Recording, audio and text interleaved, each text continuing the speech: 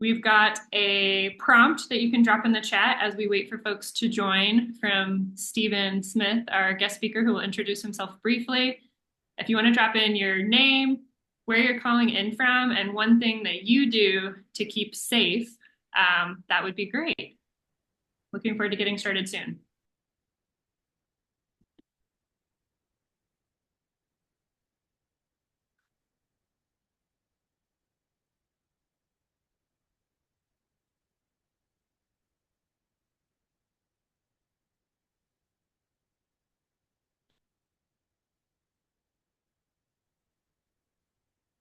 Can you all see that okay?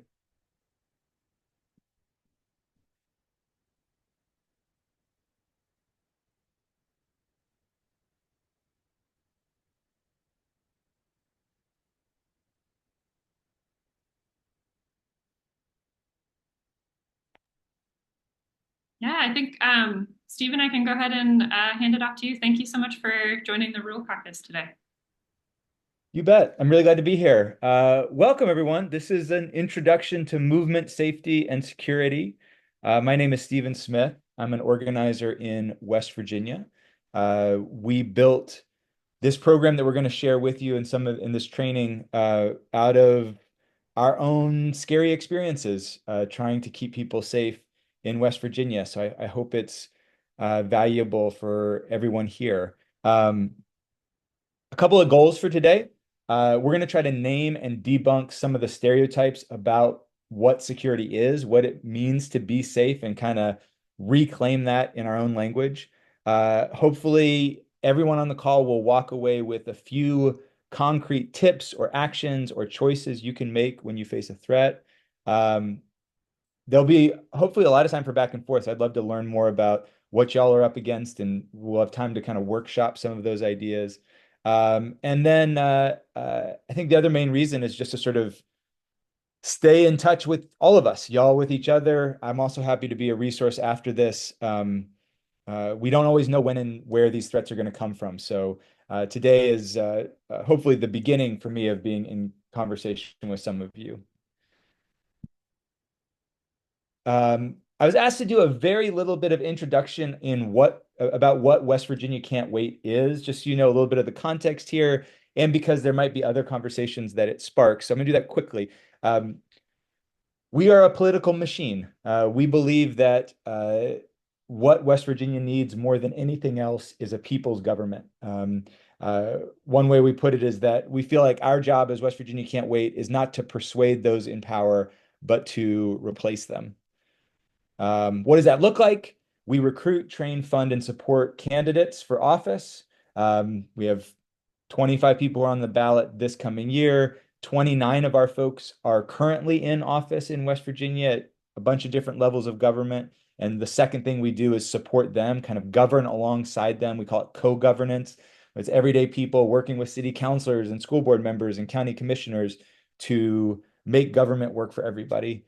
And then finally, we do a lot of work to back the people who do the work that government fails to do. I don't know the environment in Iowa, but in West Virginia, a lot of basic services, things like abortion care and food and harm reduction, are not adequately provided for by government. And we do a lot of work surrounding and supporting people who are doing that work.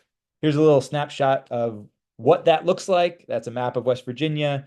The check marks are elected officials from earlier in the year when we only had 23. The mutual aid heroes are those people doing the work that government fails to do. Um, we endorsed 81 candidates in the last election cycle. We also do citizen media and organizer apprenticeships. The story of our security work. So 2020 was our first election. And, we got a bunch of people to run for office, no corporate cash, pro-labor candidates, the kind of people who are not normally included in West Virginia politics.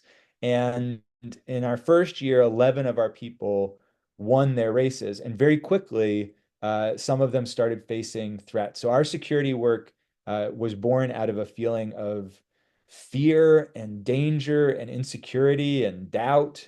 What do we do to help these people? How do we make it work? And so it was a lot of, at the beginning, the first year, 2021, 2022, was a lot of learning. What threats do you take seriously? What kind of support do people need? How do we define safety and security? And over time, our work, we hope, we think, has become a lot less reactive and a lot more proactive. So over time, we built trainings like the one you guys are going to go through today and longer versions as well, so that we can prepare our people for what to come rather than just react in the moment. We've also done a lot of work supporting individual organizations. You'll hear about some of them in this training, helping them get set up and ready to go. So candidates, elected officials, organizations, anyone who's facing a threat either from state violence or from white supremacists.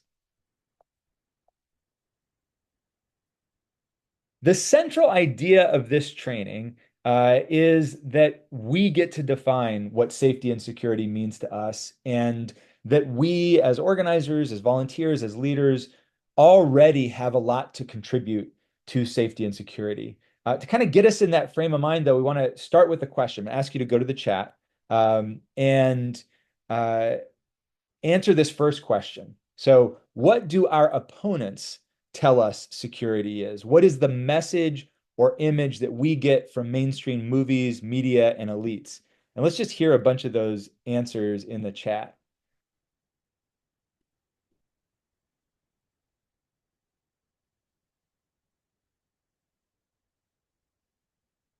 Anna says guns, bullying. Glenn says show of force. Guns, cops, blue lines, Wild West. My gun keeps me safe. Guns.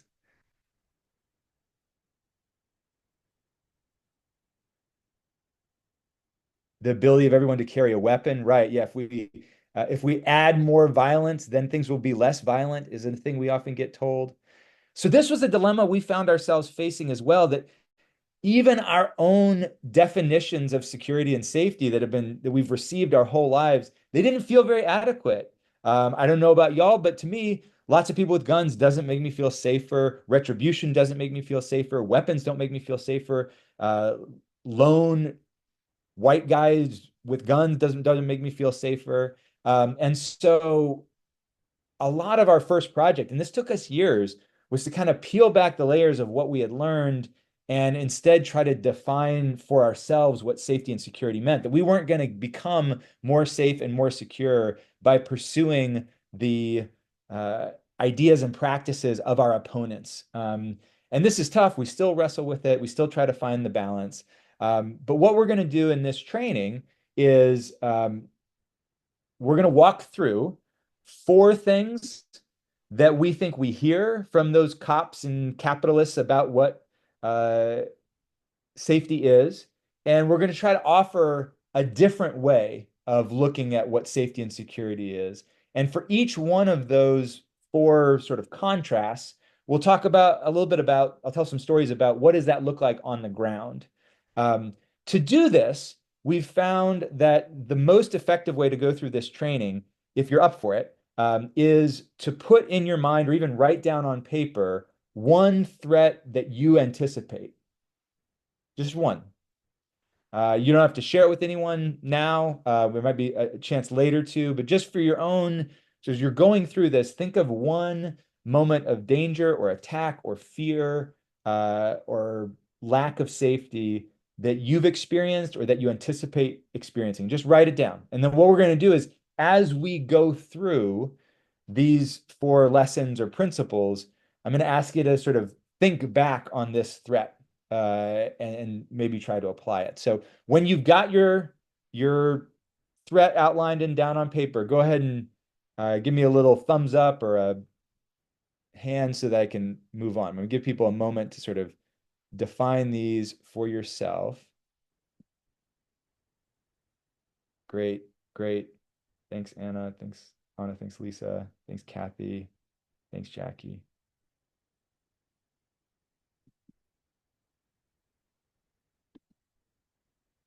All right, terrific. Looks like most people have them.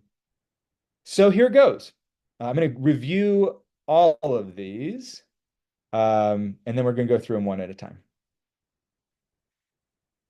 Okay, so what they tell us security is, and you guys named this in the chat. They say it's about being fearless or frightening, sort of denying our fear or being scary ourselves. They tell us we need a lone hero or protector, a security guard, a police officer, a cowboy. We're often taught to react and strike. Y'all mentioned the idea of carrying guns. A bad guy, a good guy with a gun stops a bad guy with a gun. It's a very violence-centered way of looking at safety and security. And then oftentimes, and one of the reasons why we're here doing this training is because we get told that we actually don't even have the tools to think about this, that it requires outside expertise. Um, and so what we're offering is a different way of looking at safety and security. So I'm going to go through these four. These are the four that make sense to us. Maybe you have a fifth. Maybe you have a sixth. Maybe you only like three of these. We offer these as an invitation, not as a prescription. We like to say instead of being fearless or frightening, we try to listen to our fears, acknowledge them, be open and honest with them. Instead of seeking out a lone hero or protector, we're going to rely on each of us to play a role in a community of support. Instead of an idea of safety that values reacting and striking and violence, we're going to be honest that most of the time, what we want to do is avoid and prevent conflict from even starting. And then finally, instead of looking outward for expertise, we are going to tap into the experience we have and the wisdom that we bring from generations of people who've been doing this before us. Let me take a quick pause here. I know I'm covering a lot. We're about to go even deeper into each one of these principles, but let me just see if folks have any initial things that you're noticing about this list, things that sound right to you, or questions that have already emerged.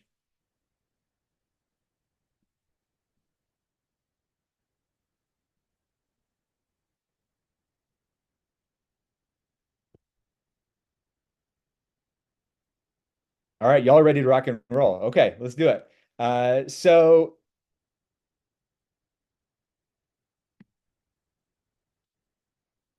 instead of being fearless or frightening, we want to listen to and share our fears. I'm going to give you a couple examples of what that has looked like for us. And actually, I'm going to pull a few resources to share in the chat that we might come back to here and there. But one of the things that we found, give me a second.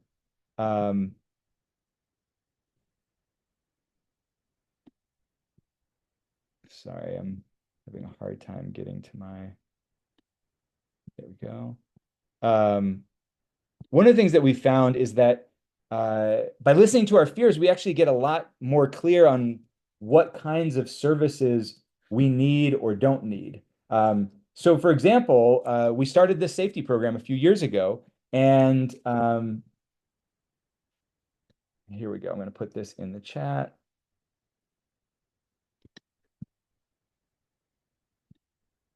And what we found is that a lot of times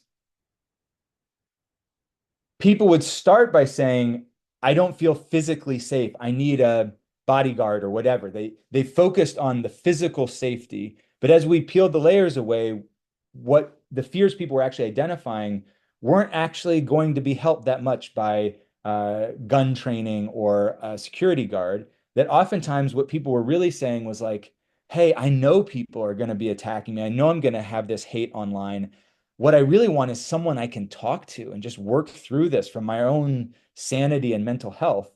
And one of the things that you see in the that I copied in the chat is it was actually out of our safety program that we built our mental health program, where we went to now about 7 or 8 mental health providers that we had a relationship with throughout West Virginia. And we said to them, hey, look, would you reserve 1 or 2 of your patient slots for members of West Virginia Can't Wait who are in crisis? And over the years, we've referred dozens of people to free mental health services because we saw that people either couldn't afford or weren't comfortable finding a mental health provider that worked for them. And we can say, hey, as part of our movement, we know this is hard. We know that a lot of times the fear and the lack of safety is not something we can avoid. It's right. It's the natural consequence of being brave. So it's not always easy to just say, oh, well, I'll stop doing this brave thing and therefore this threat won't be here. But what we can provide is a professional and people to help cope with those dangers. And I'd say one of the um, uh, main things that's come out of our safety program is this mental health work that we've saved more lives and helped more people by listening to people's fears and needs, saying, what I need is mental health supervision and help instead of or in addition to physical security. Another example of where we've listened to our fears, I know that some of you are going door knocking, and it's probably the main fear that we hear about, at least the most common fear we hear is like, how do I go door knocking? And uh, what we found is that again, like there's no one answer, right? We wish it'd be like, well, if you do these five things, you will be safe going door to door. Not true. That like it is inherently a little bit dangerous to walk up to a stranger's door talking politics. And so the way we've tried to listen to that fear is not by saying, here's the one way you have to do it, or heaven forbid, carry a weapon when you're going door to door. Instead, what we've created is a series of options so that people can listen to their fears in the moment and make decisions based on it. So, for example, every time we go out, we give people the option of going buddy buddy. That sometimes for some folks, just having another person at the door is enough. We give people an opportunity to sort of go down the street buddy buddy, one on one side of the street, one on the other. For some people, that's enough. We give people an emergency phone number of someone who can sort of take a call from home base and show up if needed.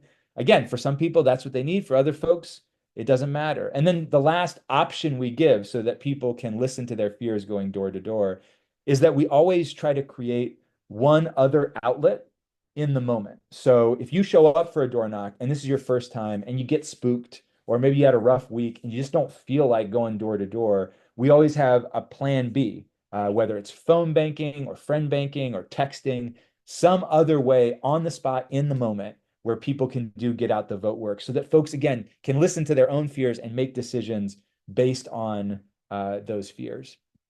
One other thing I threw in the chat that you can take a look at if you want is that when we were first going through this, and it might be a useful resource, we got together a core group of our folks who are experiencing some of these fears and developed this article sort of memo called How to Handle an Attack. And it walks through 6 or 7 different choices you can make given the particular attack. So it's like a reminder that in the moment, we can listen to our fears and we can make choices that feel right for us rather than feeling boxed in and we can't make choices. So for this prompt, I'm going to stop the screen share for a second. So we've talked about one of these principles. We've got 3 more to go. But for this one, I want to ask you,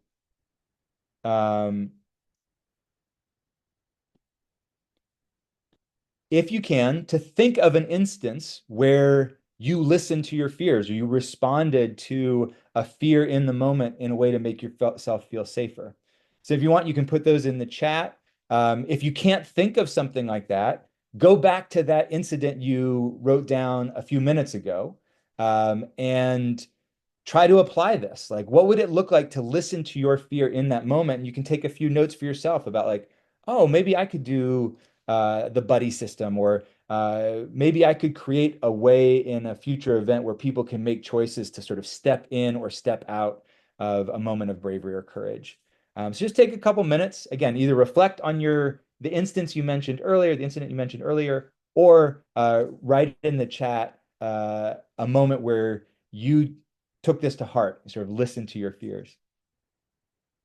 Someone says, call my husband. That's great. One of the main lessons we teach, I don't know if I'm pronouncing your name correctly, but Candela is that almost always the best first thing you can do when you're under threat is to involve someone else, so you are no longer alone. That's great.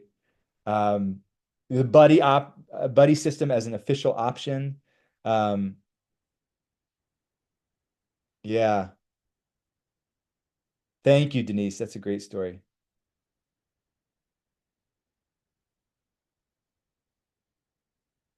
Yeah, Garrett, will you say a little bit more about this approach? you mentioned in the chat?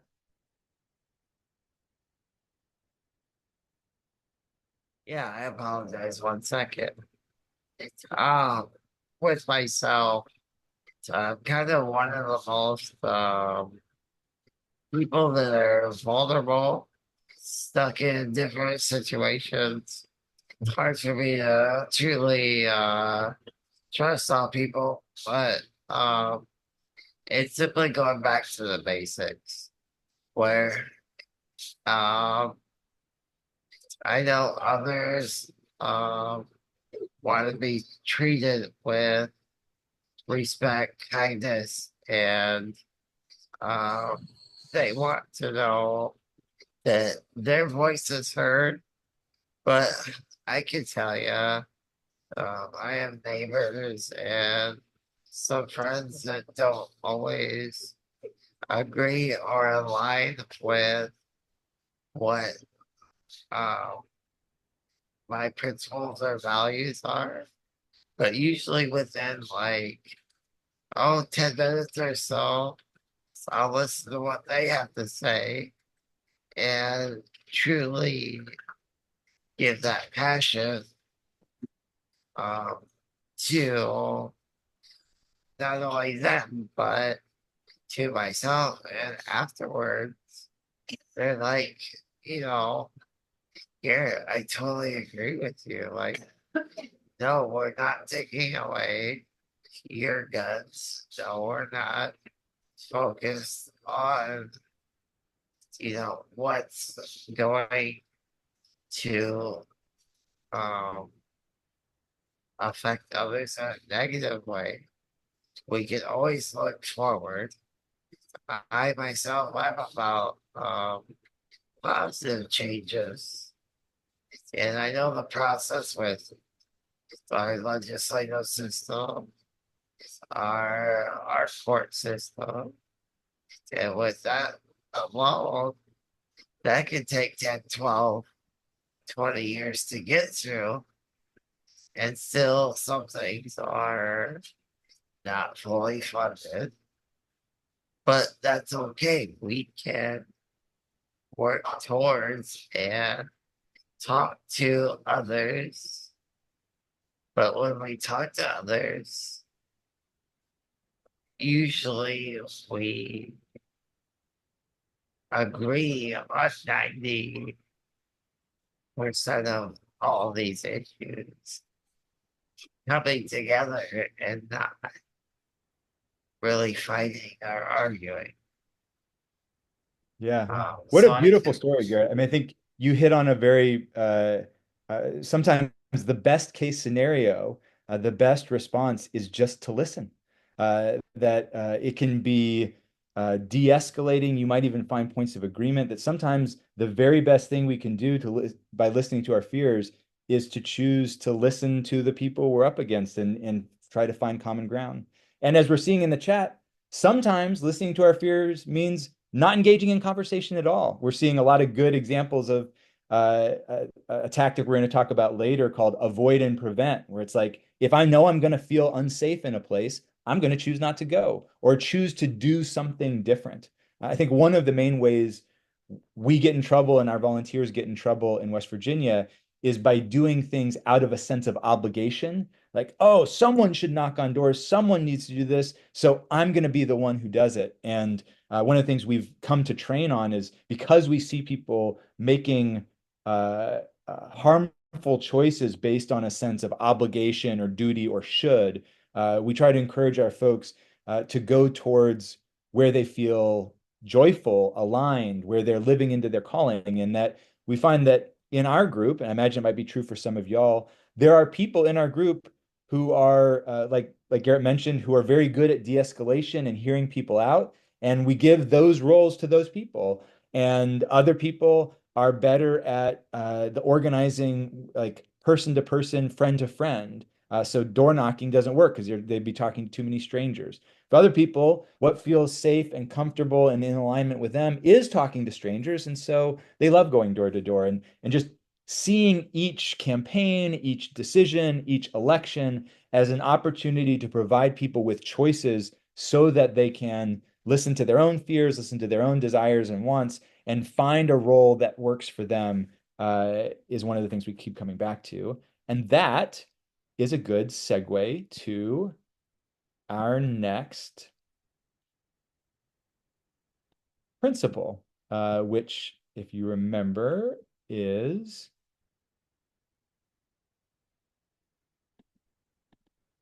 there we go, is a community of support. So again, instead of seeing safety and security as the purview of some lone hero or protector or armed bureaucrat, we see community of support as the way that we're going to feel safe. And uh, I mentioned earlier the idea of the buddy system. I'm going to give a couple other examples of where we see this uh, play out. So one was there's an organization we work with. It was a Planned Parenthood organization that was doing a fundraiser, and they were worried about this gala event coming up that someone or a couple someone's might show up and try to disrupt or whatever. And their first instinct, right, as is often the case, their first instinct was to go towards that definition of safety and security that's been handed down to us by the received culture. Um, and in talking to them, they devised a totally different plan that was going to make them feel safer and was going to make the event better. So again, so their plan A was like, hey, can you have someone come and we'll hire a security guard and put a metal detector at the front of the event. But even they knew that didn't quite feel right. It's like when you go to a party, do you really want to go through a metal detector and have two people with guns and uniforms like that? They're like, that's not us. That doesn't feel right. And so listening to that, we kind of worked with them. Our security captain worked with them to devise a plan where they had three of their volunteers, known volunteers who have a lot of relationships, at the very front of the room, and three of their volunteers sort of throughout the room, so six total. The three volunteers at the front of the room were designated as greeters. So as someone walked in, it was, "Hey, thanks so much for coming. What, remind me your name again?" And they're kind of checking them in, and they're also keeping in the back of their mind, "Hey, is there anyone here who's not supposed to be here? Is there anyone here who's trying to get in or seems like they don't fit?" And rather than jumping to the assumption, therefore, that they were there to do something wrong, it was like these welcomers, greeters, hosts could help that person feel better. And if they did identify someone who made them feel nervous or started acting strangely, and they judged that there could be a security threat, then they could sort of send a message by text to the other five members of the security team and address it together. And there were people on that team who felt comfortable sort of as de-escalators or as people to remove folks if needed. But most of the people on that team of six were there making people feel more welcome. And that was how they decided. That's how we're going to detect if something feels wrong. And while we're doing it, we're also going to make people feel glad to be here. Another example of community of support is one of our city councilors is running piece of legislation around homelessness and another piece of legislation around LGBTQ plus rights. This elected official is transgender themselves. So people had started showing up at city council meetings, yelling and screaming and targeting her in particular. And again, her first instinct was, hey, is there something we can do to make me feel safe at the city council meetings? And we went through and we talked to the city councilor, we talked to the security that's already there, and we sort of together realized that actually the city council meeting is probably the last place someone would try something because it's out in public. It would be hard for someone to pull off an attack in that environment. But in evaluating this city councilor's day, we realized that they were often walking home late at night by themselves from the city council meeting. And we're like, that is the moment of greatest vulnerability. And so we talked to volunteers and allies in the area, and that city councilor does not walk home by themselves anymore. So again, it's taking the things we're already good at, like hanging out with our friends or going on walks in the evening, and turning those into things that can make us feel not quite as vulnerable, make us feel a little more safe. I'll give one more example just because I like this example from this same city councilor who was running for office a year or so later, and there was a local Republican County election official, like had a former like co-chair of the local Republican committee, who was on Facebook just saying the most vile, hateful stuff you could imagine. And this had gotten really annoying. The city councilor was sort of like just sort of tired of dealing with it. Like, should I engage online? I've got people who want to engage, but does that make it worse and whatever? And we sort of brought together a little team of folks to brainstorm what can we do with this threat, which it didn't feel like a live physical threat, but it was a really annoying online threat.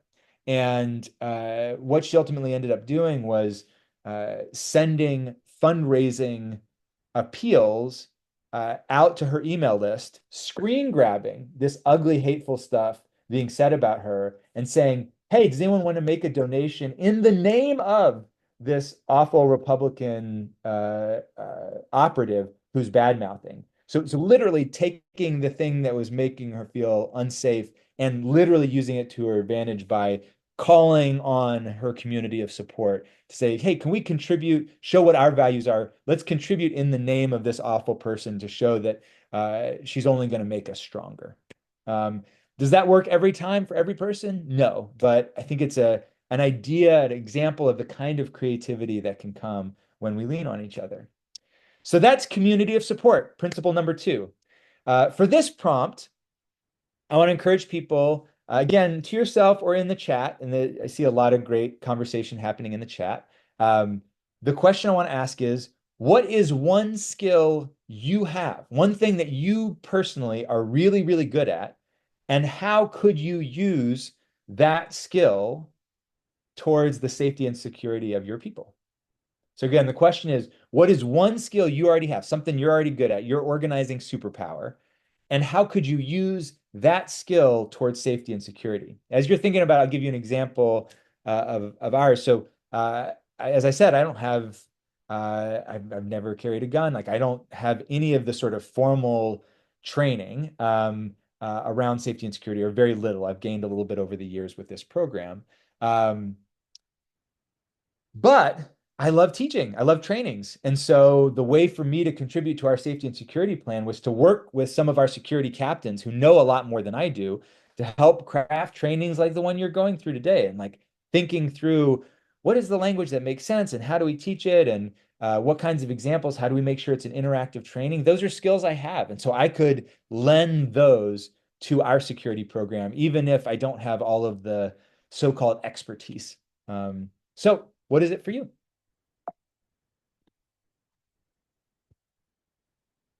And I'm gonna see if I can spy some of these.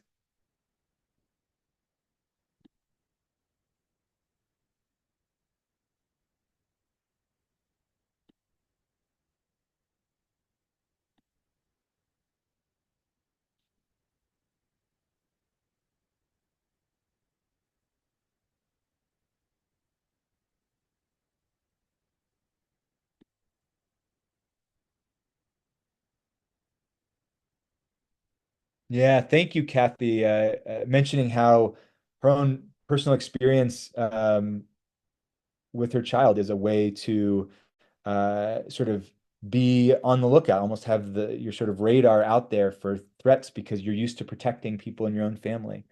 Um, Other folks mentioned grandchildren. Um, Yeah, we bring lots of experience to this. Linda mentions being good at talking to different types of people, those who don't like me or think like me. One role that you might often have at a uh, at an event is two or three people whose job is de-escalation. And we'll maybe talk about this a little bit more in the avoid and prevent section. But one of the main ways you can de-escalate is to find the people in your group who are really good at having these kinds of calm, de-escalating, willing, invitational conversations that can change the tone or can redirect someone whose anger is hot. Um, yeah, some of you have developed de-escalation skills, calming people down in public.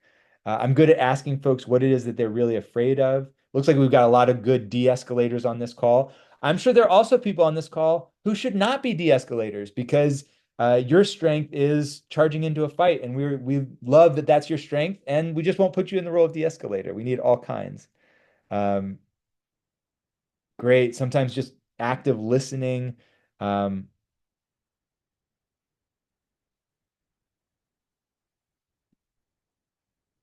Great. Anybody want to name one of these out loud, or is this anyone have a question that's emerged? We're halfway through the principles. We got two more to go. I just want to pause and see if there's any uh, extra thought or curiosity or something that feels like you're stuck on it.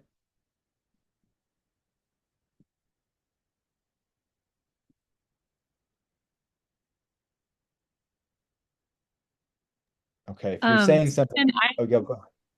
oh, sorry, I had a quick question. I was just curious if you had any recommendations for folks and when we are with our sort of community of organizers, activists, and volunteers for sort of identifying as a group where our various skill sets lie and kind of facilitating that process. Yeah, it's a great question. One thing that I like to do, and this is a good segue to avoid and prevent, because I think this is one of the main tools for avoiding and preventing, is the tool of a rehearsal. Some of you, this might be it's already a part of your organizing practice, or maybe you come from theater or performance arts and you're used to this. For those of you who aren't, there's an organizing tradition that says if we're going to do a big, brave thing in public, we're going to first do it with each other behind closed doors. Um, and we found in West Virginia, we don't always do rehearsals, but when we do, we're always glad we do because for one, it just makes the action and the event a lot sharper to go through it once behind the scenes. But the other thing we use it for, to answer your question on, is we find that that's a really good place for people to brainstorm the needs. You sort of, if you can, you're in the space you're going to be in, you have your leadership team available, you go through how you want the event to act, how the event to happen, and then afterwards you debrief and say, okay, what could go wrong? Who could do that? What roles do we need, etc. Maybe you don't do a full rehearsal, but you do an in-depth planning meeting. But again, what we usually name is like, we go in this order. What's sort of number one? What's the worst that can happen? Let's brainstorm some of the threats. And again, in a rehearsal, it might be like, well, Jim's going to go over his allotted 5 minutes, right? It doesn't have to be a physical danger, but just whatever problems might come up, brainstorm those. Uh, Number two, brainstorm what roles we need in order to address those possible problems. Oh, we might have five people come and show up with guns and try to intimidate people and say, all right, what do we need in order to deal with that so it doesn't take over the event? And people say, well, I think we could use three or four people to serve as event security and de-escalators that can kind of segregate out that negative element when it comes. And then we go, okay, then the third question is who wants to play those roles? So again, just in a planning meeting or in a rehearsal, it's three questions in succession. One, what might go wrong? Two, what kinds of roles do we need in order to prevent or deal with that problem? And three, who wants those roles? And at first, people might not pick exactly the right roles for them. But over time, as you do this more and more with your group, you get a sense for who's good at what and who enjoys doing what and where the skills and experience lie. But that kind of little one, two, three steps is something we use. Okay. Uh, Great. Let's go on to principle number three. Avoid and prevent. So a lot of ideas we get about safety and security is react, strike, punch back, bad guy gun, good guy gun. And instead, we like to encourage avoiding and preventing. So one example of that we just gave, which is the idea of a rehearsal, right? That by imagining the threats we have ahead of time, we can sometimes address or avoid those altogether, or at least be ready to deal with them in the moment. So rehearsals are a great example of an avoid and prevent strategy. Let's run through this and some of the worst case scenarios ahead of time so that possibly we can prevent them. Uh, Another example of this, over the last few years in West Virginia, there have been a lot of legal attacks, legislative attacks on harm reduction programs. So getting people safe use supplies, getting people who use drugs safe use supplies to reduce overdose and to reduce the spread of HIV and AIDS. And over the last few years, state and city governments have started criminalizing this healthcare practice in West Virginia. And so some of the folks in our network continue to provide that harm reduction, those services. But what they found is that when we were doing it in public at like a church parking lot, even though it was a totally peaceful gathering, it created a focal point for our opponents. We actually had a news station come and like interview people sort of undercover and turn into this big scary news report. The police would often come and either threaten to arrest or actually say they were going to arrest us. And so the strategy of avoid and prevent in that situation was that if instead we went to a peer-to-peer model where we're finding people who might know a few people who use drugs or find people who are using drugs who can support other people who are using drugs and do a lot more of the distribution one at a time, sort of, like a phone tree, sort of spreading out from a few people, then we aren't providing one main way for people to attack us or to come down on us. One more example of avoid and prevent.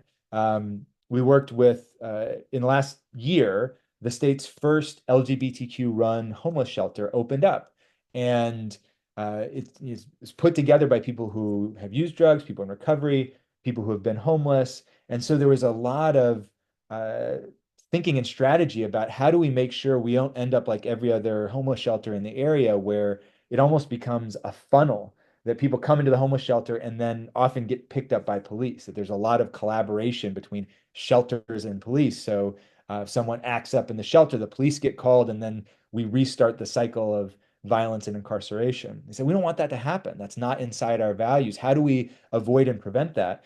And we talked it through with them, and they've made a policy that under no circumstances do they allow police in their shelter. And that if a police officer shows up, they don't call the police. So they have the first step is they identified other people that they could call in the case of an emergency. So there's always someone in the shelter, obviously, but there's also someone else they can call outside if they need extra personnel who are trained and able to and willing to sort of step into a moment of crisis. Second, they make it clear to their people staying in the shelter and the volunteers that it's their policy not to uh, call on police, and that if police show up, they will not grant police entry to the building. And I'm oversimplifying a little bit, but they've developed this sort of protocol for how to make sure police don't end up taking people in the shelter and reincarcerating them. And they've been open for what month is it? They've been open for 13 months, and not one of the people in their shelter has ended up in police custody. And again, it's not how do I know my rights if I get picked up by a police officer, although we might do some of that too, but how do we avoid and prevent that encounter from ever happening as best we can? Okay. For this one, give me 1 second. Um,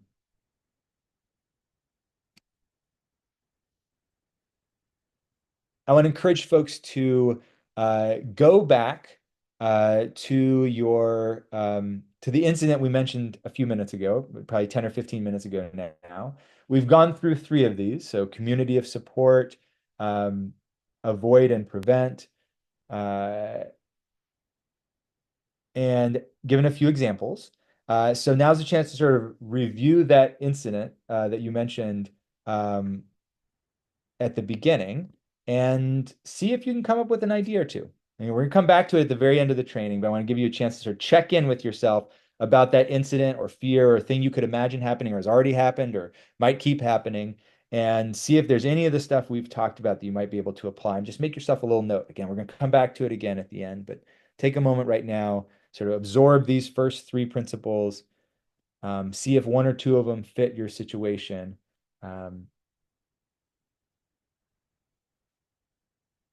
And go from there.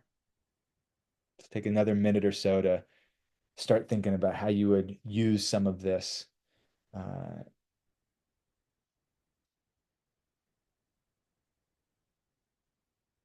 for yourselves.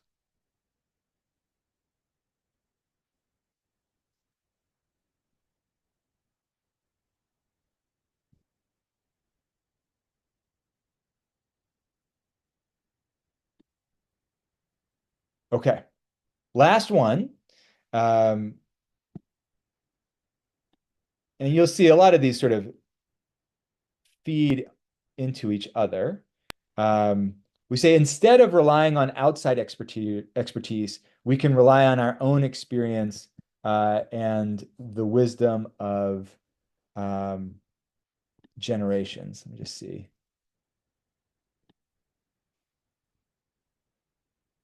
Just want to make sure y'all can see me okay. Um, so, for example, um, one thing we mentioned earlier was the mental health program that again was like, hey, we have mental health skills in our movement. Let's tap into it. So that's one example. Another example of sort of tapping into our own wisdom and experience was we found that we wanted more people in our organization to have these safety and security skills. But again, we kept coming back to this idea of like, well, what is it though? What does it really mean? Is it how to use weapons in self-defense? Is it how to do harm reduction? Is it sort of our own resilience and mental health capacity? Is it de-escalation? And the decision we came to ultimately by listening to our people who've been through some of these things was that if we were going to train our folks, we were going to train them on all of these things. And so we tapped into, all right, who's a lawyer we know who can teach us about our interactions with police officers? Who's a mental health provider who can give us some basic coping techniques that we can bring back to our organizations? And we built our own community defender training just by tapping on the shoulder the people we already knew who had various of these skills. Like, wait a second. No one person in our movement could give a 5-day training, but by tapping into 15 of us, piece by piece, we can put together a training where we can essentially train ourselves, train each other. Um, One more example of the wisdom of generations or of personal experience. We talked about rehearsals. Another tool we use every now and then is called a caucus. And again, for some of you, this will be old hat, or maybe you call it something different.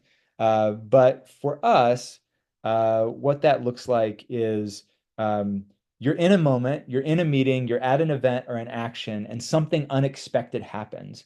And in order to prepare for that moment, we like at the rehearsal or just with our groups in a planning meeting, we say that at any time someone can call a caucus, that anyone on our leadership team, anyone who's working that event or action or training program or workshop or whatever, can call a caucus. And in that moment, that's no matter who calls it, we stop what we're doing and a group of people meet to go over whatever the threat is. So, let's say you're planning a protest. It's 15 minutes beforehand. A militia shows up to your protest. You haven't prepared for it. At that moment, anyone on your team can call a caucus, text everybody. They can gather very quickly and say, all right, what do we want to do about it in this moment? So that in that scary moment, we have the tools and the experience and the sort of prep to be ready to just come together and solve whatever problem we hadn't anticipated ahead of time. Okay. So those are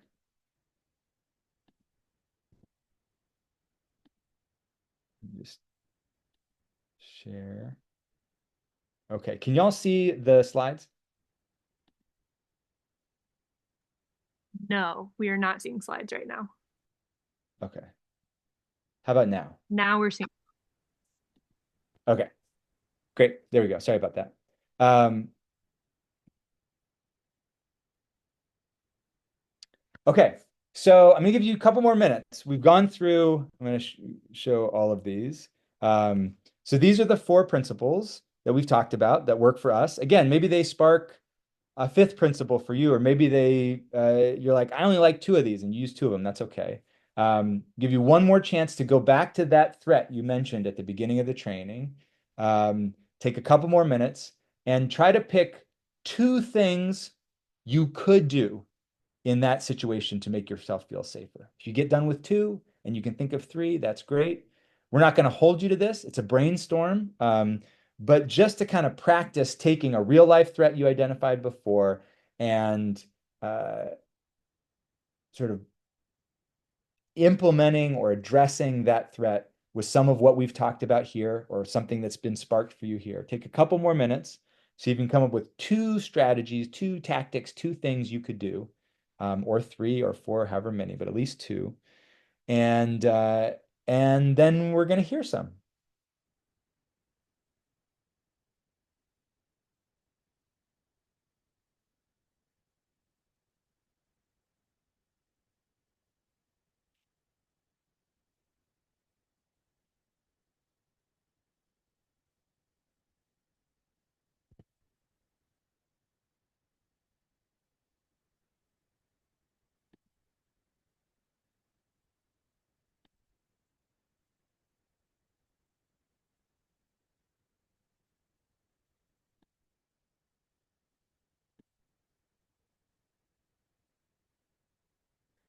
Okay. Hopefully you got something. Um, Maybe let me just do a quick check and you all can come off mute and tell me. So this next section, we can either do it as a whole group, which means we only get to hear from a few people, or I can put y'all in small groups of two or three people so you can really dig into your situation with a partner. Um, can I just check a little temperature check, see if someone has a preference one way or the other? It's either way is fine for me, but in one instance, we'll hear from a few people together as a group. In the other, you'll get a chance to go a little bit deeper with a partner. Does anyone have a preference?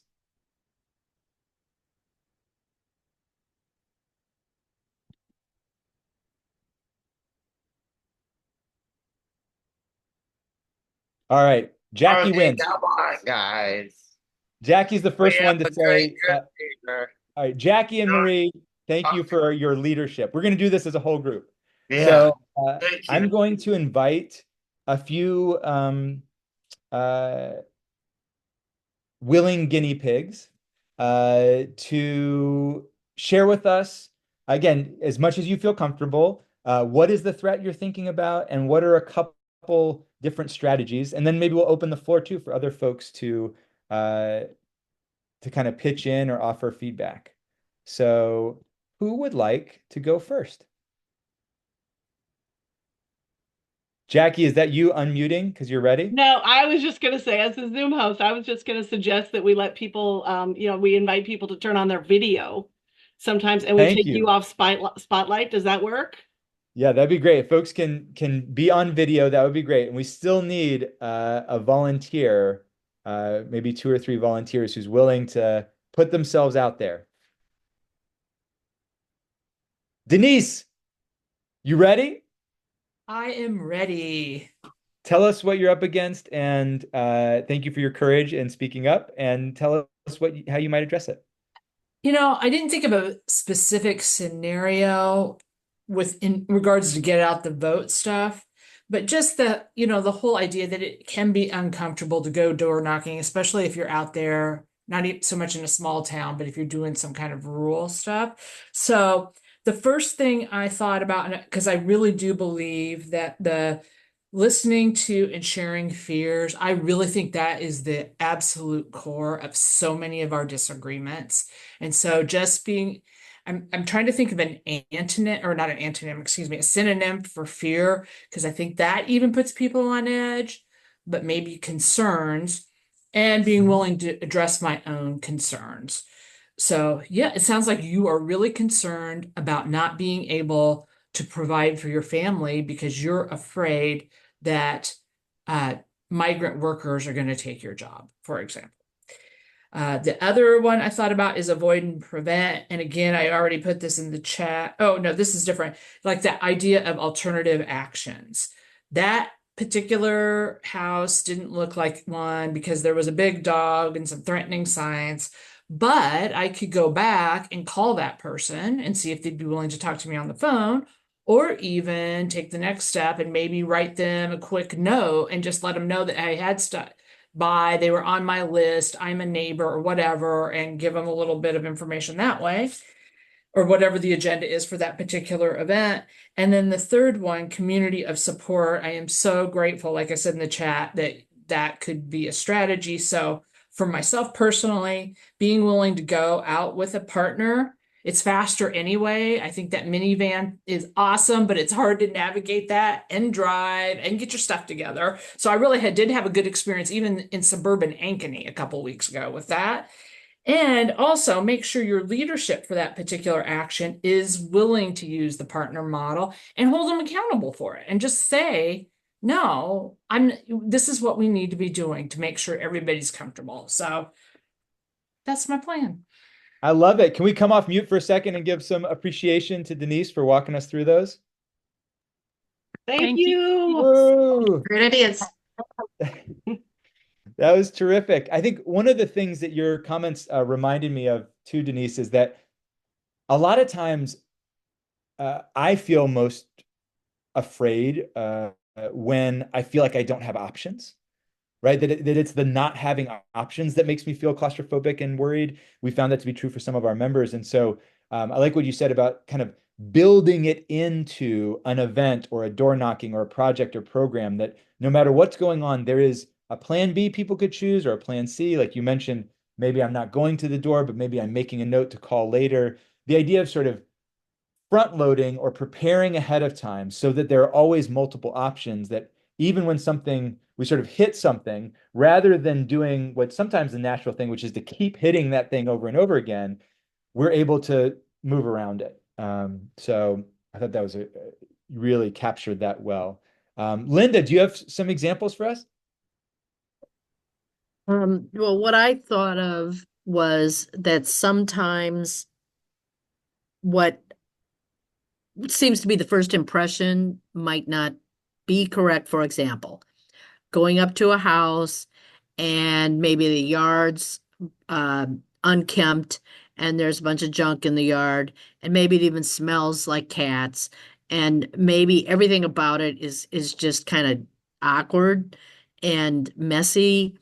And you think, oh, geez, these guys, and maybe they have a right to life um, uh, sign and a Catholic high school supporter sign and back the blue sign in their windows, or bumper strips on their trucks or their SU, their big trucks, their big gas guzzling trucks.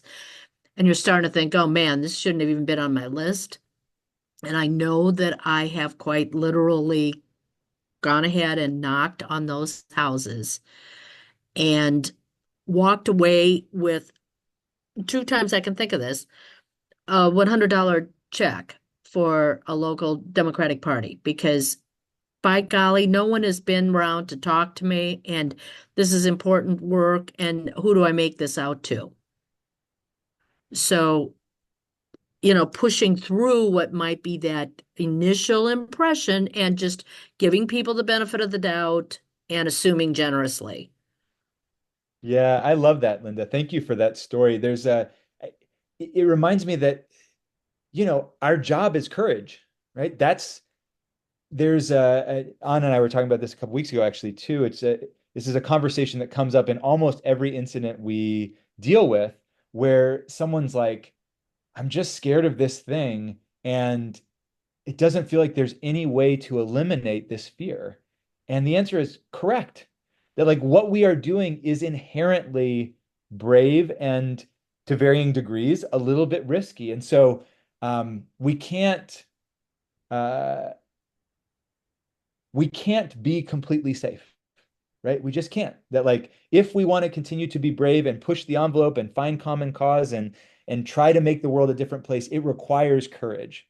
So we can't eliminate the fear or the danger altogether, but we can mitigate it, and we can make decisions about which kinds of fear at which times each of us is up for.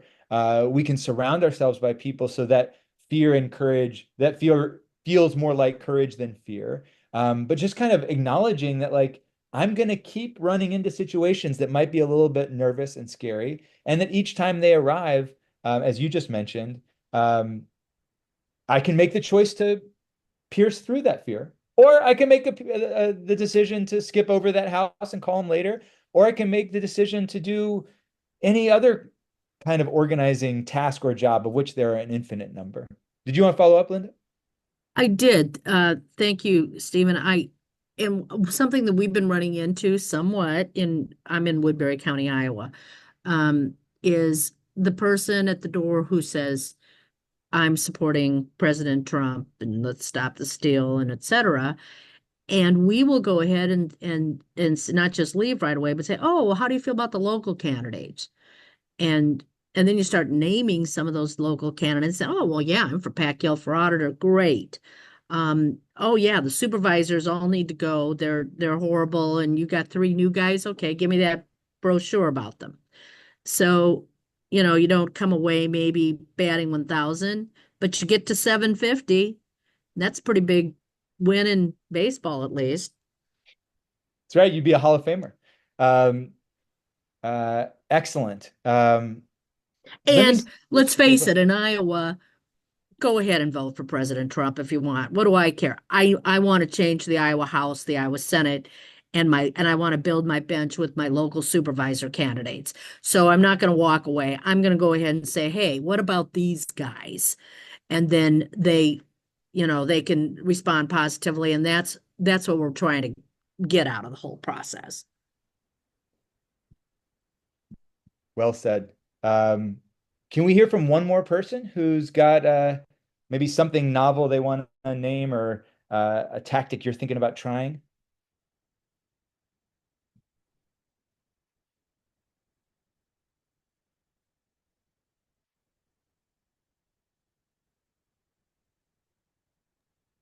We don't have anybody that wants to tell us their stories. You guys have been an inspiration to me and a reminder to me. Small towns, let me tell you, it's really scary to talk to people. And it's not so much because you might get attacked or the physical fear. It's the social fear of Miriam, do you want to jump oh in? yes. Oh, You, sorry, Jackie. Miriam. Sorry. Yeah, I can No, no. talk a little bit about this. I live in Jackson County, which is ruby, ruby, ruby red. And I've had a couple, last election cycle, I had a couple, I was door knocking in rural areas, quite rural, and people pulled guns on me while I was in their driveways.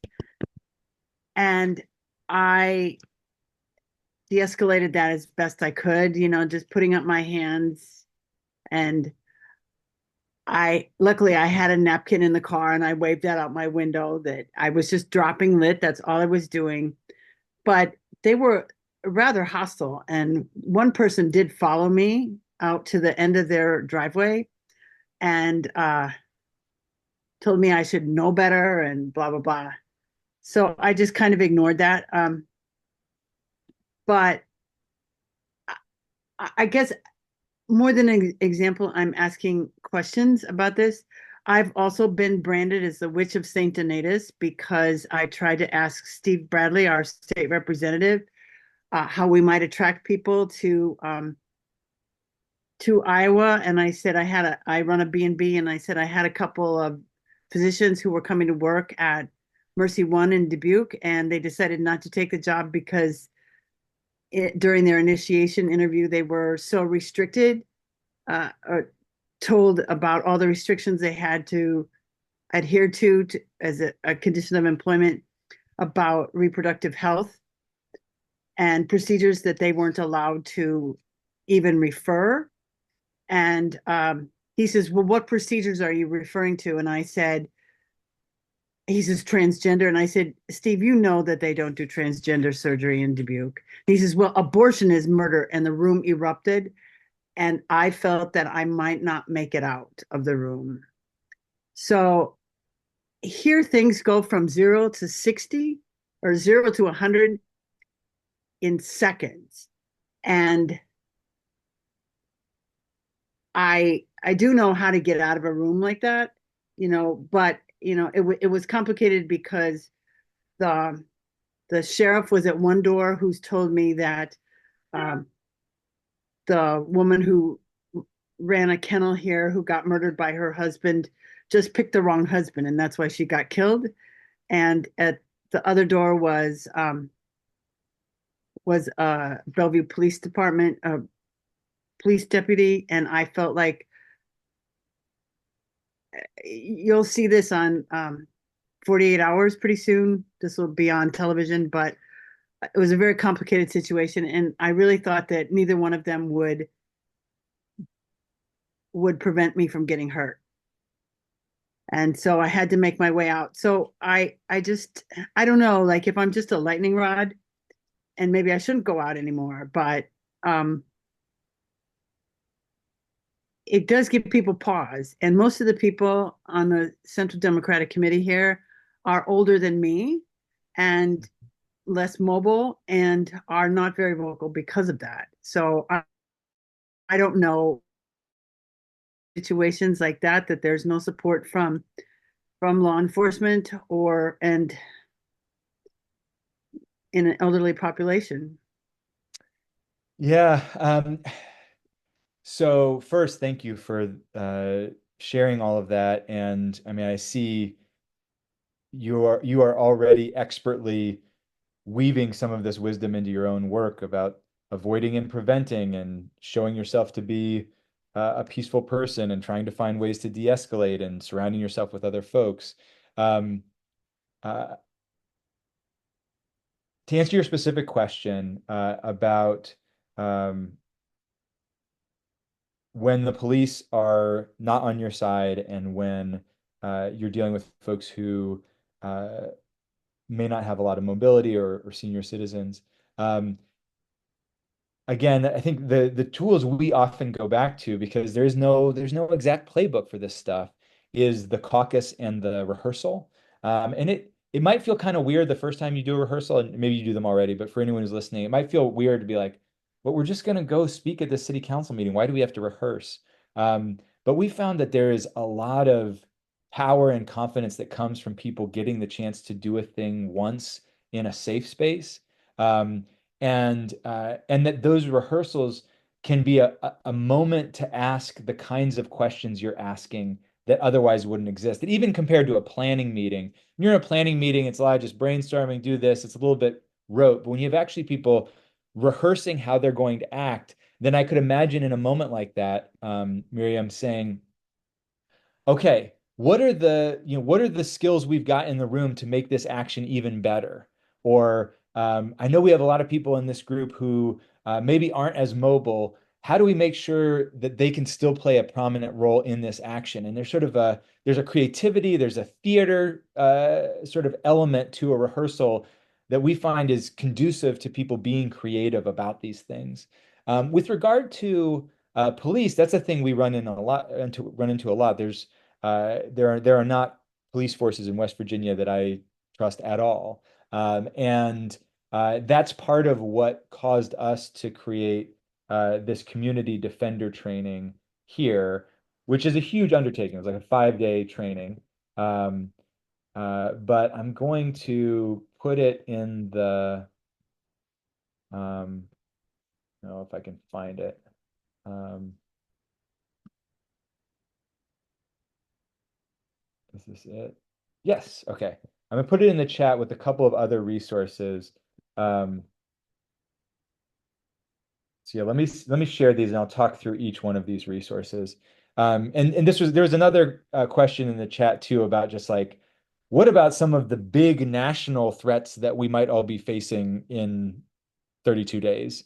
So let me sort of tackle all of those questions all at once. So if you are coming out of this training saying, okay, hopefully some of this was valuable, but I want to get more specific training about elections or digital security or any other, like, I want to go a little more, I want to go a layer deeper into expertise.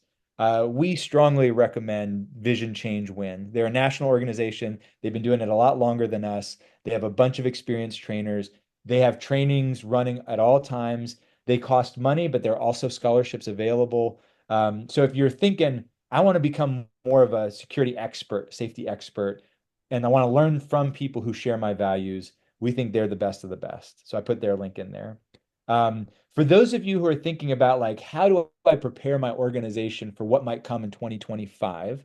I included a link called the Authoritarian Playbook 2025, which sort of outlines 6 main ways that progressives and progressive organizations should imagine they might get threatened in a Trump administration. So you can sort of like, it's a tool that you can use if you want to have a session with your group, like, hey, let's take an hour of time to prepare for what might come in 2025. You can pass out the summary from Authoritarian Playbook 2025, read through it, and then we like to draw just as a way to open up a different part of our brain. So we've done exercises where we have people draw like the threats that are most alive for them in 2025, the things that people are most worried about, and then to draw how they might react to it and let that open up a conversation.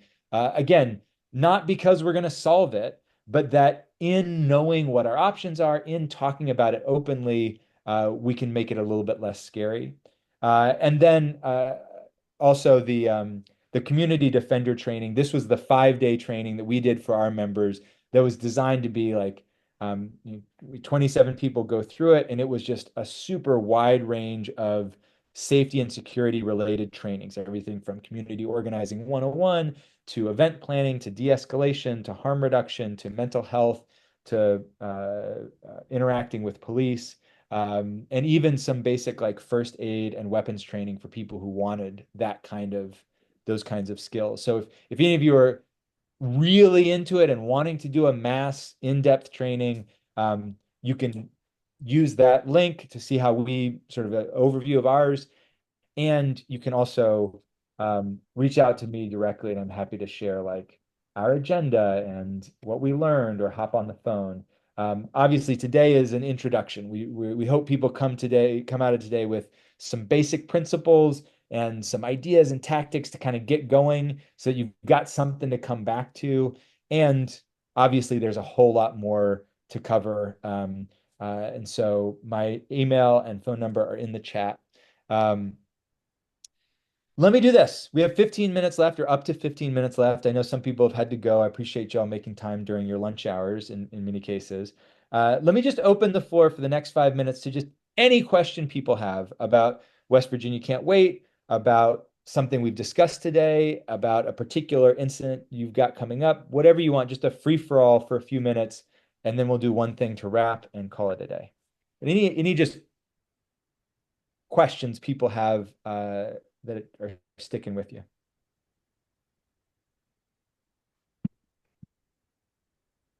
Denise, go ahead. So I'm thinking a little bit even further down the line, and I have to say, as a lobbyist, one of my bigger fears is actually going to the Capitol, because in this state you are allowed to concealed carry a gun. You can't take your pocket knife in, but you can take your handgun. And I'm not even so much thinking that somebody's going to get in and purposefully shoot somebody. I'm afraid somebody's going to set one of those things off on accident in a small, cramped subcommittee meeting, and then other people are going to get hurt, or even the person carrying the gun. And so that one is hard for me to wrap my head around, because it's hard to be effective if you're not there. I mean, you certainly could do grassroots organizing. There are alternative scenarios, but that's not ideal. You gotta get up there and get some face-to-face time as well. And I was wondering if you have any advice on that. Yeah, I mean, it's interesting. In West Virginia, firearms are not allowed in the Capitol, even though we're a very pro-gun state. And so, I mean, this is a long shot, but I could imagine there might be people in your legislature who don't like it and might want to make an exception out of the state capitol. And that it might be worth a couple conversations with state officers or senators or other leaders, especially in this moment where there have been 2 assassination attempts on a Republican presidential candidate, that like you might find allies at the Capitol who might actually be interested in reimposing, or maybe it's never been there, but imposing a new state law. That's one thing that comes to mind, and you're welcome to use West Virginia as an example, that we're, a state that opens up gun use and gun rights in almost every incident, but preserves the state capital as a gun-free zone. So that's one thought. Uh, it's tough though. I mean, it's just the only other thing I can think of is creating a habit of people joining you in the state capitol. I mean, you may do this already, but like having citizens or groups of people come to the capitol and just like sort of overflowing with people with positive things to contribute and sort of normalizing it and just talking to them about what dangers they're up against and coming to the capitol, but trying to meet it head on, essentially naming this is not okay, but we're going to keep coming and sort of shedding light on it in that way. But as often happens in these conversations, we get to a point where like, here's a couple things we could try, and it's probably going to remain scary and dangerous. I'm sorry not to have a better answer, but that's a tough one. Other questions that I can offer very incomplete answers to?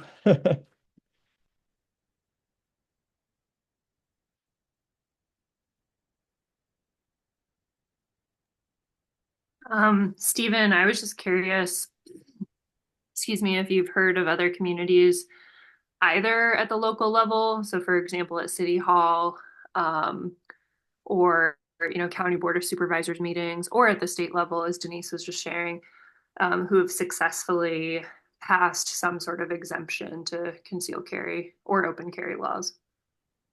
I don't know of examples going in that direction. In West Virginia, it was sort of, they were never allowed and they never overturned it. So it wasn't an institution of new laws. So yeah, I don't have an example. Does anyone else know of an example?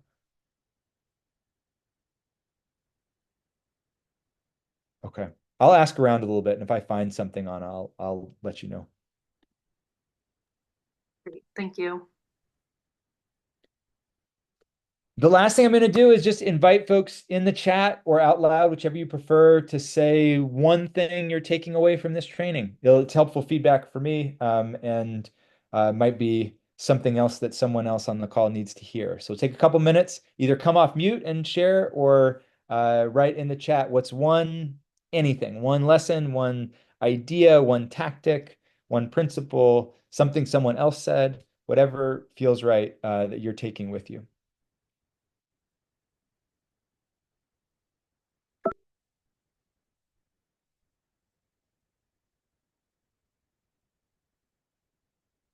Great. Seeing some stuff in the chat. Anna's excited to try rehearsing. Denise mentioned just the experience of this community coming together that's concerned about safety issues. All right, y'all. Well, I'll let people keep stewing. We might see a little more in the chat. Yeah, the idea of reaching folks who we may not agree with at the national level, but local, handling an attack, finding common ground. This is great. I'm going to put my name and my email and my phone number in the chat one more time. Maybe there's something you did not feel like we got to today, or you just don't want to raise it in a large group, but that's still weighing on you. Please be in touch, and just know that you got one more comrade 1,000 miles away rooting for you, and excited and appreciative of the courage you're showing. And I would welcome the chance to hear from any of you anytime. Must be rooting for you otherwise. Anna, anything you want to mention by way of final sign off? Yeah, thanks, Stephen. I can try to go on video here. My internet's been a little spot. Oh, there we go. Okay. Can people hear me okay? Okay. Sorry. Internet's been a little spotty. Rural broadband, right? Anyway, no, Stephen, I just wanted to thank you. This has been really helpful. Stephen and I have been in conversation. I reached out to him for some support on some safety concerns here in Appanoose County in my role on city council. And just to say that some of the tactics that we've talked about today, I'm super excited to have been giving it a go in my own community alongside other folks with Appanese County Democrats. And I am walking away from this session going to a city council meeting tonight where we're expecting a large turnout. And so it's really helpful to be in community with each of you all and hearing from you all's experience and expertise. So again, just want to share gratitude both personally and excited to continue this conversation as a community. So thank you, everyone. And Stephen, thank you again for joining us and for sharing your community's expertise and everything you bring to the conversation. Goodbye, everybody. See you all later.